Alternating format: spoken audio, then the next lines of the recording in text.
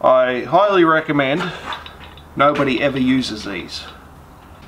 Don't even go looking for them. The death wheel. Never use it. So again, cutting aluminium. I'm using this death wheel, but you shouldn't. Seriously. You know what? I'm going to make a short video explaining why. Just don't even go near these things. Well, I've heard it termed on the internet that the death wheel, and as far as I can tell, this is what they're talking about, is a 1mm thick cut-off wheel, which it's an industry standard now. And well, sure, if you misuse them they can blow apart, but I don't think anybody's ever actually died from one of these coming apart from misuse. This, on the other hand, I'm fairly certain people have died from these. Now, this is apparently an Australian invention, which explains why they're so deadly. I'm fairly certain they have killed people. I myself have been a victim of it. I'll tell you about that later. Might even have pictures. Now, so anyway, I was cutting a piece of aluminium, and my friend reached in to grab the piece that was going to come off.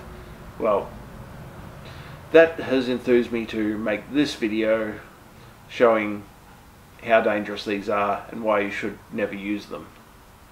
Especially, you should never put anything near them when they're going.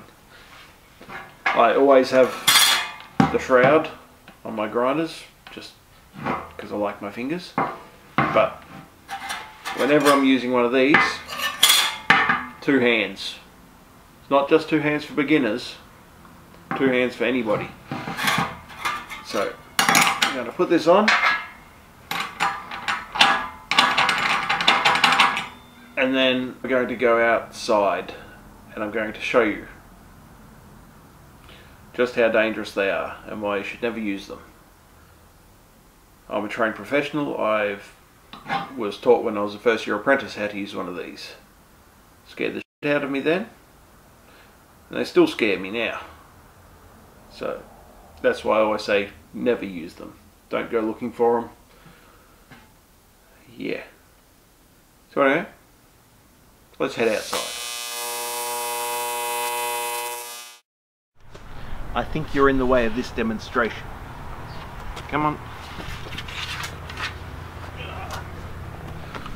Alright, now, every time I've picked up this tool and used it, I've explained as to it's really dangerous and you should never actually use one, ever. And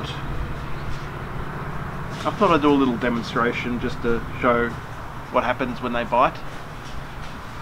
So what I'm going to do, start it up, hit it into the aluminium, which should get it to bite and jump. Now, inside this work shirt is a lump of dinner.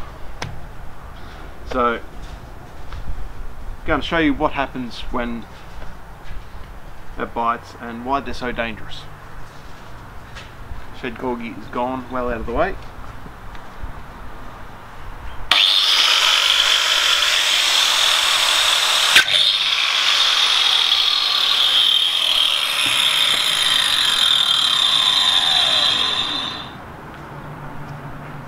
That made a nasty mess of dinner.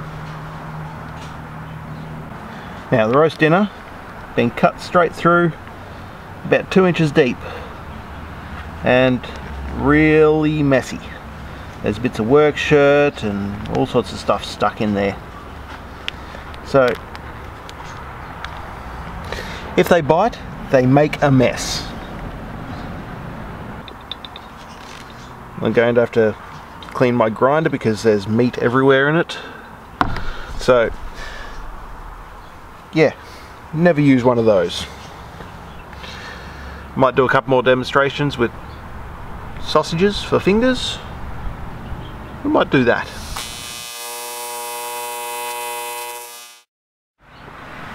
Round 2, got some sausage fingers. They've got wooden sticks in them, because why not? Yeah, same thing, just make a bite.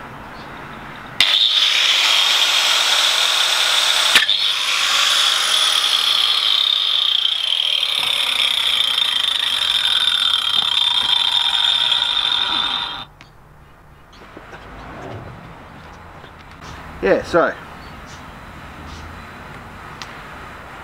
if you do use it, never put your fingers in front of it, because you see how fast that bites and goes. So I've got Shed Corgi sitting at the door waiting to get some food. So I might get Shed Corgi back out here to clean up some of this mess. And well, yeah, like I always say, never use one of these wheels, ever.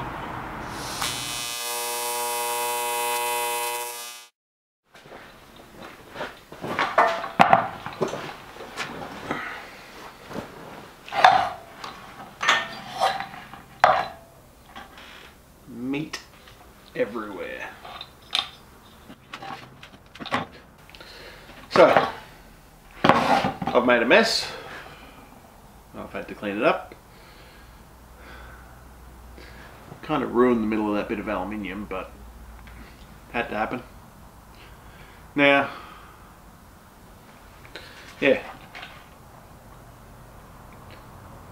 as I always say, never use one of these things. They will just take a finger straight off. Doesn't matter how quick you think your reflexes are, these things are quicker. Now, yeah, hope that kind of shows why I say never to use them. Meat everywhere. So, unless you're a trained professional, like I've been using these things for years and they still scare me. I mean, I just tap that into the aluminium to get it to bite. You can be cutting through a piece of aluminium and just twist the blade slightly and it'll can bite and shoot out. If the blades are blunt, it'll still go straight through you, but the aluminium can cause it to bite. It's just so many reasons. Like cutting through something that's already been welded, it can have pressure on it, and when you cut it, it clamps the blade, throws it out. That's actually what happened to me. I was under a ute tray, threw it out sideways, and I almost caught it, but got me about here, and luckily my welding jacket got wrapped up around the teeth, so it didn't do me a nasty cut. It was more of a friction burn, but still took out a bunch of skin and stuff that needed to be stitched up. So yeah, I'd best be cleaning up this mess and, well, getting back onto the Cubman. So anyway, as always, customize everything.